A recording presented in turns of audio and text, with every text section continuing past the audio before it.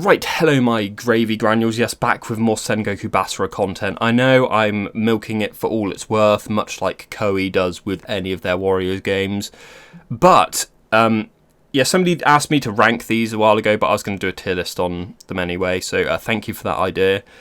But I've played each of these games for at least 1 hour, except for this last one, which is the mobile game, which you can no longer play because they've shut down the services, and I also can't be bothered to set up an Android emulator on my PC at the moment. So, we're going to be ranking them based on... This is somebody else's tier list, by the way, based on like the combo counts from the game, so Go, Double, Triple, Basara, and there should be Fever, and then Super Fever, but I'm not going to need 6 categories for each of these games because some of them I would put on par with each other. So I'll briefly talk about each game and why I like them and what's wrong with them. Some things I will skip over, so don't be upset if I judge a game based on something I don't know or just forgot. So do forgive me. Hopefully they will improve the series with time with Sengoku BASARA 5 and have even more stuff to add to it. Because I didn't grow up playing Devil Kings. My introduction to the series was 3. I will probably judge the other games a bit harshly, but I will try and justify why I think something's not as good. Obviously, this is going to be like the best one. I'm only going to put one game in here, which you can probably guess which one's going to go in there, and then great, average, bad, and then just don't bother playing. Which is kind of weird because it's in green, but that's the colour the things are in the game. Actually, no, that's gold, but whatever. So, the first Sengoku BASARA, I'm going to put in Double. I don't think it's particularly great. The art style has dated really poorly in terms of the UI. The character portraits are disgustingly awful. The combat system for this game and the other 2 PS2 games, and actually the 2 PSP games as well. So obviously each character has a square attack string, as well as a triangle, and then you can press... Well, in the 3 PS2 games it's actually L1, but I change it to R1 because L1 should be for blocking. You press a button and it changes that input, so you get 2 attacks you can pick each stage, as well as your normal attack string in Basara. So, I really don't like that attack system. It's just very... I don't know, it seems very, pointless. Especially because you can change those attacks. If you go into a stage and you don't like that attack, you have to exit out to the main menu to go back in and then reselect them. It's just kind of goofy. The combat doesn't really have any weight either. Parrying attacks just feels awful. You get knocked down ridiculously easy. The stage design is actually quite good in this game as well, and it sets the stage for a lot of the things in the series going forward, at least for a couple of games, equipable items, alternate costumes, especially for this as well, you upgradable weapons. So you find weapons. You can find different weapons, but each time you find it, it will upgrade it, which is quite neat. I'm just trying to think of what else to say. It's okay, but just it's compared to the other games, it's dated really poorly, and the way it treats some of the characters is just pretty weird. So a whole bunch of characters have up to 6 or 7 selectable moves that you can have, a different variety. Whereas Kenshin and Shingen only have 4 different ones that you can pick. Kasuga, who only has a unique moveset in this game where she has 2 shuriken like Sasuke, she has 6. Matsu has 5. Matsu is a clone of Kenshin, and yet she has more attacks. It's really weird. And we're not even talking semi-clones either with Matsu. She her Basara technique is exactly the same as Kenshin's. She has the rapid attack where she sheaves and unsheaves the sword.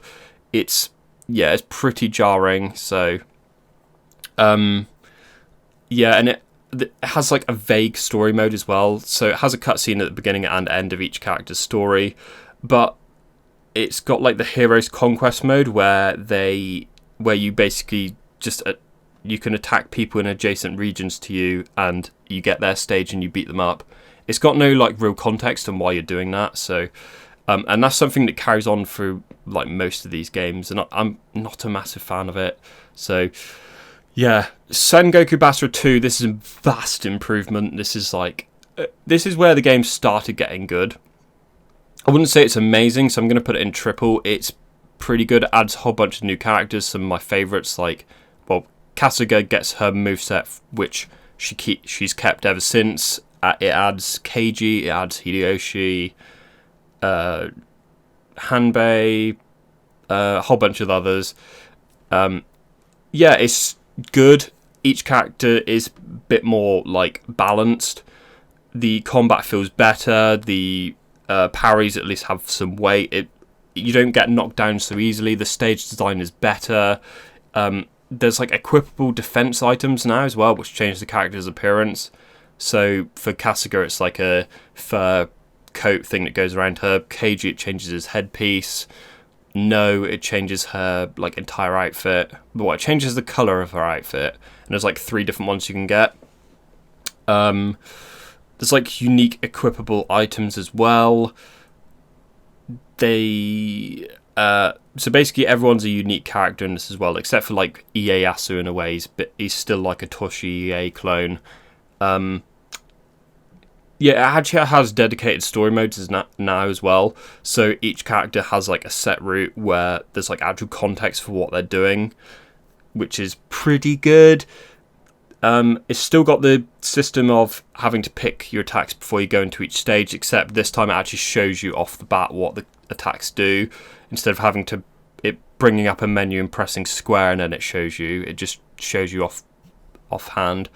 You also have like a hero time gauge as well, which every 100 kills it fills up, and then you can activate it and it becomes a lot stronger. Well, you become a lot stronger, you attack faster, and this and that. You can level it up each 100 kills. Trying to think what else is pretty good about it. Yeah, there's a whole bunch of like different modes in it as well. So obviously you got like free battle. There's 46 stages as well, which is quite a lot. And with the Heroes Conquest mode, which is like the story mode from BASARA 1, I'm pretty sure some of the stages are like randomized, or if you let characters capture enough territory, their stage will change, because Nobunaga has like 3 stages unique to him. Keiji has 2, this and that. There's like 3 different versions of Kao Nakajima. It's good. And then we have 2 heroes. Now, I haven't actually played this one as much as BASARA 2, but I'm going to put it in BASARA. It's good. They changed like the UI. It's got this real like comic book feel to it. Not like a Japanese manga or anything like that. It actually feels like comic books. It's good. It expands on what they did in BASARA 2. Some of the unique NPCs are now playable, so like Uichi and Nagamasa are now playable characters.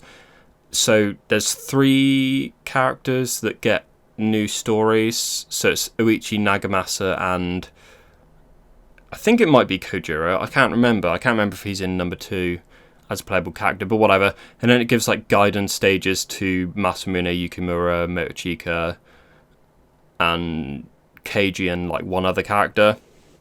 So because I got the HD collection, I'm pretty sure you can't combine these 2 with like being able to play the original stories, which is kind of lame. But it automatically transfers data between these 2 in terms of like gold and your item and equipment levels. Obviously, some of the new stuff in 2 Heroes you can't have in 2. So if you go back and forth between these games, it changes. There's a whole bunch of different modes in this as well. There's like a dedicated versus mode, which is weird. It tells you which modes you can do to 1 or 2 players in, and free mode or quick battle is one of the ones which you can. It's really weird. So also it's got the Heroes Conquest mode as well, which is pretty good. There's 64 stages now. Some of them are basically repeats as well. So there's a stage in Itsuki's story, Itsuki's story, which Nobunaga's attacking like a village. You got to protect 3 houses. There's a new version of that stage, which is against the Miyoshi trio, which are like returning characters, returning generic, semi-generic characters, which is basically the same. So there are some like repeated stages, but with just like different bosses, which is kind of lame.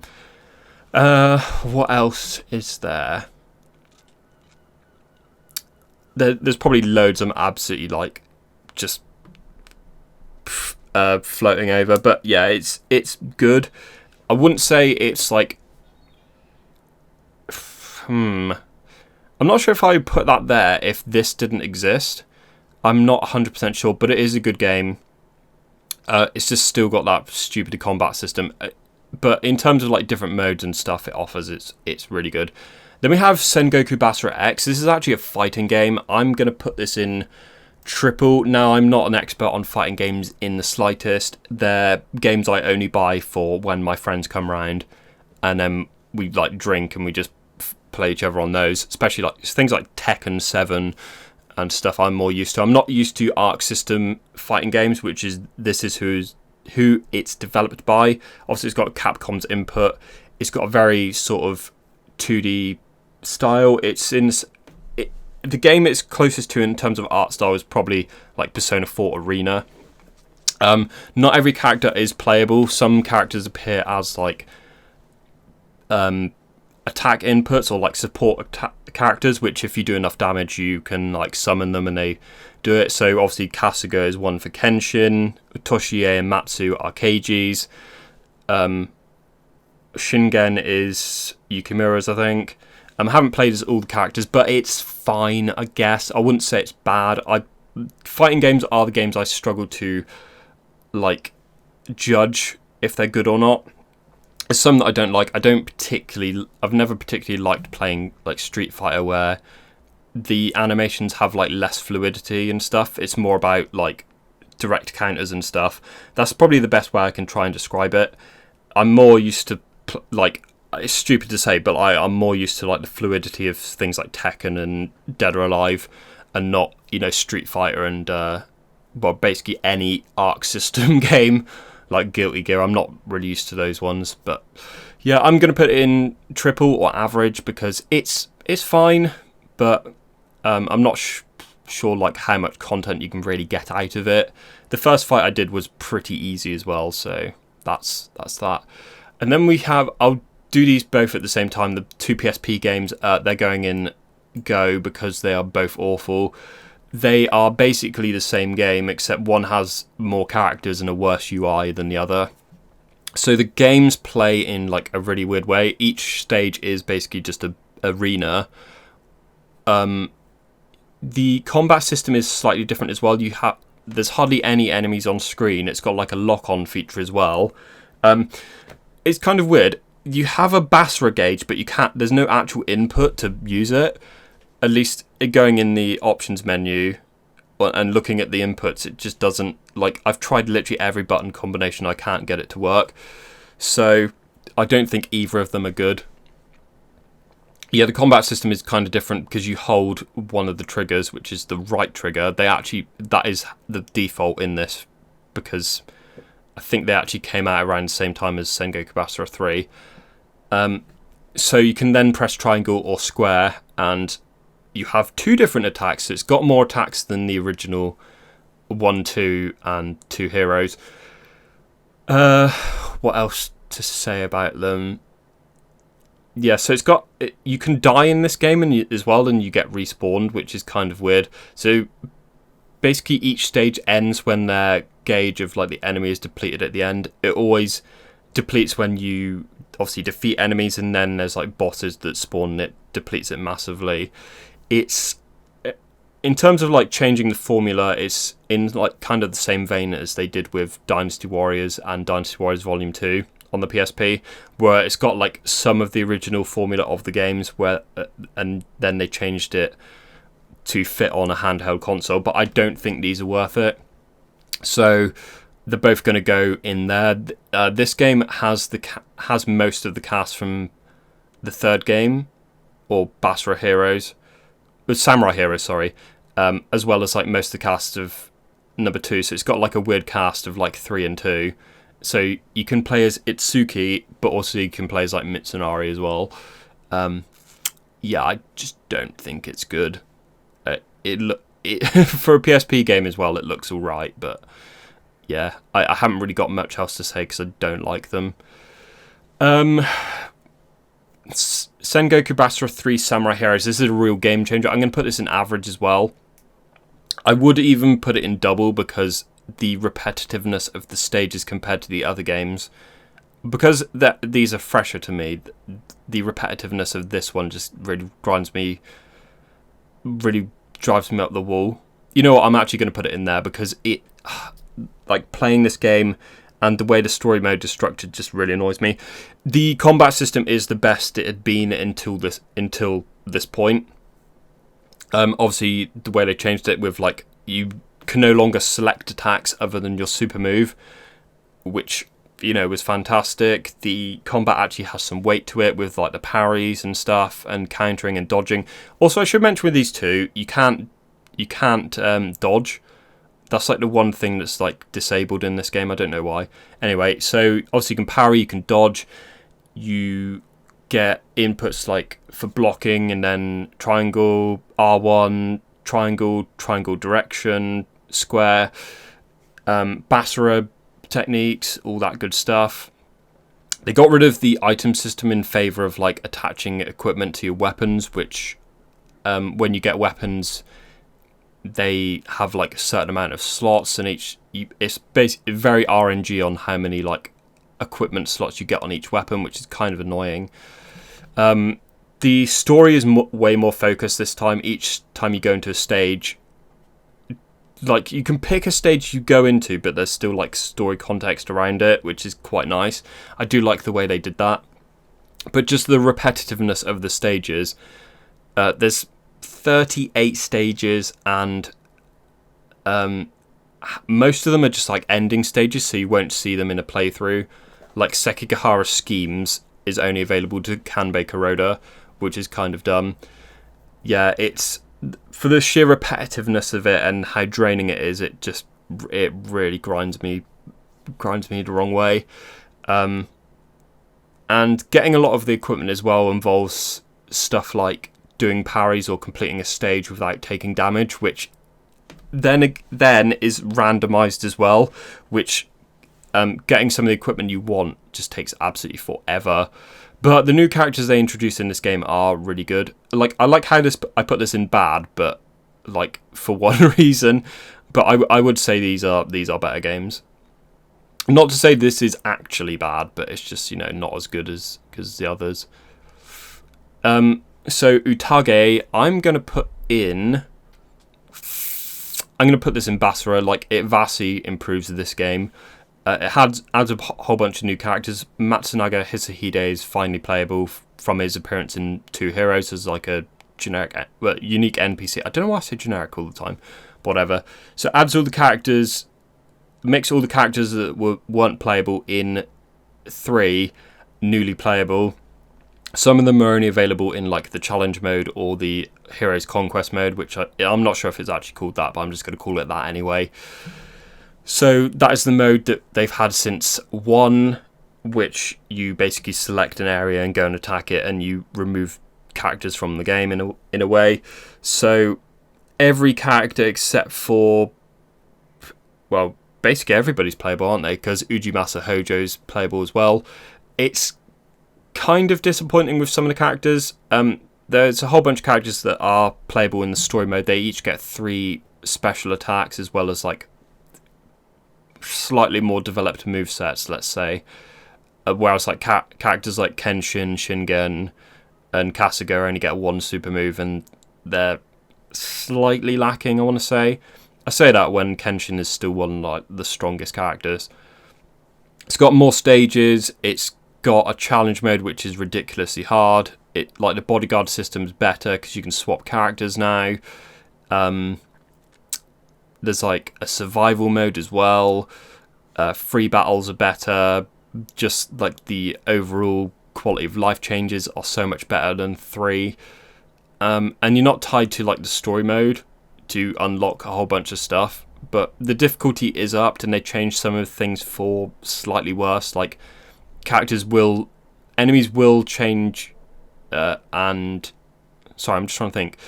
Characters will like try and avoid your Basara techniques, which are like your strongest asset in this game, which is kind of annoying, but whatever. Then we have 4. I haven't played the vanilla 4 in quite some time, but I'm gonna put it in. Where do we go for this?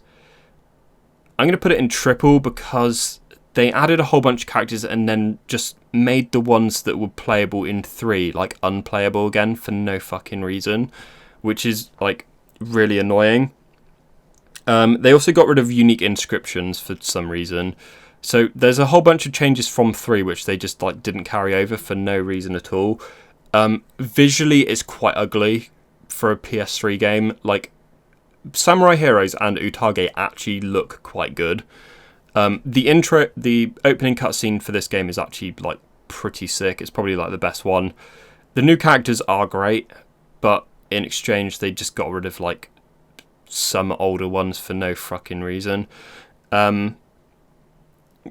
Yeah, it's I don't know how to speak about this game because like most of I've played Sumeragi so much, but yeah, it's a regression on Utage for a lot of reasons, but I wouldn't say it's like bad. It's still a fun game, and I might actually try and get the platinum trophy for it sometime. A lot of they did increase a lot of the changes, or improve upon a lot of the changes that they added in 3, like having bases and stuff. It's another game with bases. I should mention the PS2 games don't have the base system, so as soon as you like remove an enemy's sort of generic officer as well, they sort of like stop spawning, whereas like in this there's like a base system where enemies just keep like respawning, which is kind of weird. So it's kind of jarring playing the PS2 games in comparison to like the PS3 and onwards. Yeah, don't really know what to say. Like the playbook system isn't as like developed as it is in Sumeragi either. I think there are some good changes and stuff, and obviously it does keep the new attack input which they had from Utage, which is the hold square button. Yeah, I don't really know what else to say, but obviously Sengoku BASARA for Sumeragi is going to go into Super Fever. I do think this is the best game in the series. Just in terms of like, it has a lot of repetitiveness of Samurai Heroes in a way, but you can avoid it a lot more easy, so it's not as draining. But when you do start a new story, sometimes you will see like the same 5 stages appear over and over again, which is kind of annoying. The roulette system is great. The new attack revisions are pretty fantastic. It does change some of the characters up a fair bit, I want to say. The new characters that they made playable in this are fantastic. Like Yoshiteige Ashikaga is like probably one of the best characters they've ever like made. Not gonna lie. Each character got a drama route, so there's like 2 different routes to finish their story. So it's not just like you do this dedicated stage and then you get this ending. You can like actually choose what you want to do. The characters that they removed from 4 and then re-added have actually got full movesets now, so it's like the most complete characters have ever been. They overhauled the unique inscriptions as well for some characters. So like Tsuruhime is a lot stronger than she was in like 3 and Samurai Heroes. The weapon system is great. The upgrade system is fantastic. You can make characters as strong or as weak as you want. It just goes like full ham on ridiculousness. Don't really know what else to say. The only thing that's lacking is like alternate game modes, but I suppose like the duel feature is in the Takeda Dojo of like just fighting waves and waves of playable characters. So that's probably one of the only things that is like stopping it from being like the best hack and slash of all time. It's only got like 2 modes, and one of them's a story mode one of them's a story mode, and the other one's like quick battles, which have the story mode stages in. So it's kind of goofy. And then we have Yukimura-Den, which I'm going to put in Go, but I'm actually going to put it in front of the PSP games. I think this is better than those two because it's actually got the combat from Sumeragi, but the awful, I can't even remember what it's called now, style system really lets it down. The lack of like actual story in it.